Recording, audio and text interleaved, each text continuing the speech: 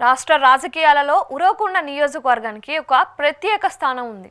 ఈ నియోజకవర్గంలో ఎవరు ఎమ్మెల్యేగా గెలిస్తే వారి పార్టీ అధికారంలో ఉండదు అనే నానుడి ఉంది. అయితే ప్రస్తుత సాధారణ ఎన్నికల్లో ఆ సెంటిమెంట్ను బద్దలు కొట్టే విధంగా రెండు ప్రధాన పార్టీ అభ్యర్థులు విస్తృతంగా ప్రచారం చేసుకుంటూ బల ప్రదర్శన చేస్తున్నారు. తెలుగుదేశం పార్టీ నుంచి ఎమ్మెల్యే పయ్యావుల కేశవ్ బరిలో ఉన్నారు. ఇక వైఎస్ఆర్ కాంగ్రెస్ పార్టీ నుంచి మాజీ ఎమ్మెల్యే వై విశ్వేశ్వరరెడ్డి పోటీ చేస్తున్నారు. వీరిద్దరి మధ్య మూడో వ్యక్తి కూడా పోటీలోకి రావడంతో ఉరవకొండ రాజకీయం రసవత్తరంగా మారింది. ఆయనే ఉరవకొండ మాజీ ఎమ్మెల్యే వై విశ్వేశ్వరరెడ్డి సొంత తమ్ముడు మధుసూదన్ రెడ్డి. మధుసూదన్ రెడ్డి కాంగ్రెస్ పార్టీ నుంచి ఉరవకొండ అభ్యర్థిగా ఎన్నికల బరిలో నిలుస్తున్నారు. ప్రధాన పార్టీలతో పోటీ పడుతూ నియోజకవర్గంలో రెడ్డి ప్రచారం ముమ్మరంగా చేస్తున్నారు. ఉరవకొండ సిట్టింగ్ ఎమ్మెల్యే టీడీపీ నేత అయిన పయ్యావుల కేశవ్ ఇప్పటికే 4 సార్లు ఎమ్మెల్యేగా గెలుపొంది తన ప్రధాన ప్రత్యర్థి వైఎస్ఆర్ కాంగ్రెస్ పార్టీ అభ్యర్థి అయిన వై విశ్వేశ్వరరెడ్డి నువ్వా నేనా అన్న రీతిలో ఢీకొంటున్నారు. ఈ ఎన్నికల్లో కాంగ్రెస్ పార్టీ అభ్యర్థి మధుసూదన్ రెడ్డి తన జాతకాన్ని కూడా పరీక్షించుకోనున్నారు. విశ్వేశ్వరరెడ్డి సిపిఎంలో ఉన్న సమయంలో కాంగ్రెస్లో పొత్తులో భాగంగా సీటు దక్కించుకొని 2004 ఎన్నికల్లో అప్పటి సిట్టింగ్ ఎమ్మెల్యే అయిన పయ్యావుల కేశవ్పై పోటీ పడ్డారు. ఆ ఎన్నికల్లో విశ్వేశ్వరరెడ్డిపై పయ్యావుల కేశవ్ విజయం సాధించారు.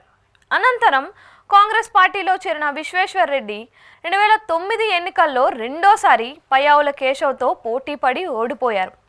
వైఎస్ రాజశేఖర రెడ్డి మరణం అనంతరం మారిన పరిణామాలతో వైఎస్ఆర్సీపీ తరపున ఉరవకొండ నుంచి విశ్వేశ్వరరెడ్డి మూడోసారి 2014 ఎన్నికల్లో పోటీ చేశారు.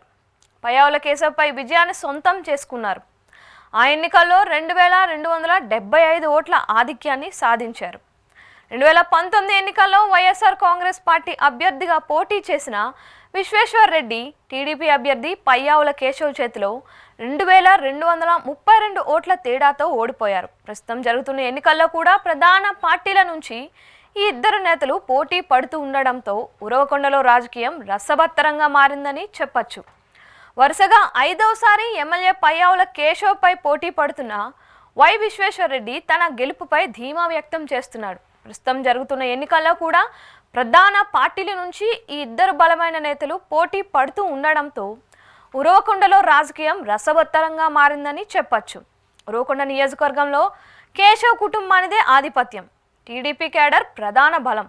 అందులోనూ నియోజకవర్గం వ్యాప్తంగా కమ్మ సామాజిక వర్గం ఎక్కువగా ఉండడం కలిసి వచ్చే అంశం. 4 సార్లు ఎమ్మెల్యేగా తెలుగుదేశం అధికారంలో ఉన్న సమయంలో చేపట్టిన అభివృద్ధి గెలిపిస్తుందని పయ్యావుల కేశవ్ ధీమాగా ఉన్నారు. వైఎస్ఆర్సీపీ ప్రభుత్వం వైఫల్యాలు, నియోజకవర్గంలో అనేక సమస్యలు ప్రజల్లోకి తీసుకెళ్తున్నామని, అది కలిసి వస్తుందని అంటున్నారు. 5వసారి ఎమ్మెల్యేగా పోటీ చేస్తున్న వైఎస్ఆర్సీపీ నేత విశ్వేశ్వరరెడ్డి తన గెలుపుపై ధీమా వ్యక్తం చేస్తున్నారు.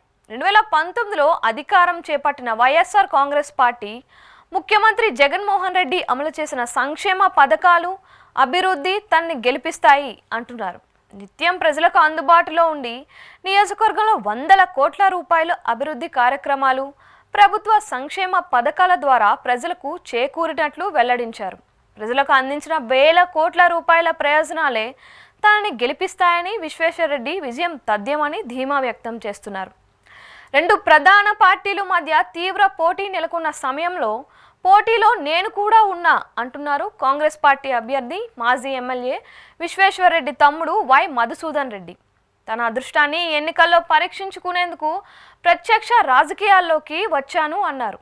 ముఖ్యంగా తెలుగుదేశం, వైఎస్ఆర్సీపీ పాలన చూశానని, ఈసారి కాంగ్రెస్కి అవకాశం ఇస్తారని నమ్మకంగా ఉన్నారు.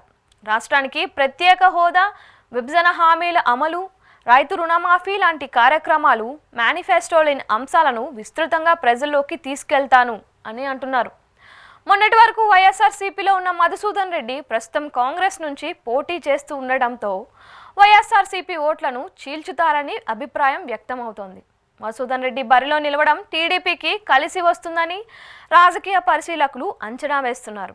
నియోజకవర్గంలో ప్రధానంగా హంద్రీనీవా, తుంగభద్ర జలాశయం నుంచి వచ్చే నీటి మీద ఆధారపడి రైతులు ఎక్కువగా జీవనం సాగిస్తూ ఉంటారు.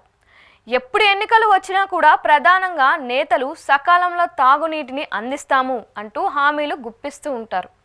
ప్రస్తుతం ఎన్నికల్లో కూడా ఇదే హామీలు ఇస్తూ వచ్చారు. నియోజకవర్గంలో విద్యావంతులు కూడా ఎక్కువగా ఉంటారు. నేతలు ఎవరికి వారు గెలుపు తమదేనని ధీమా వ్యక్తం చేస్తున్నప్పటికీ ఓటర్లు ఎవరి వైపు నిలుస్తారు అన్నది ఆసక్తికరంగా మారింది.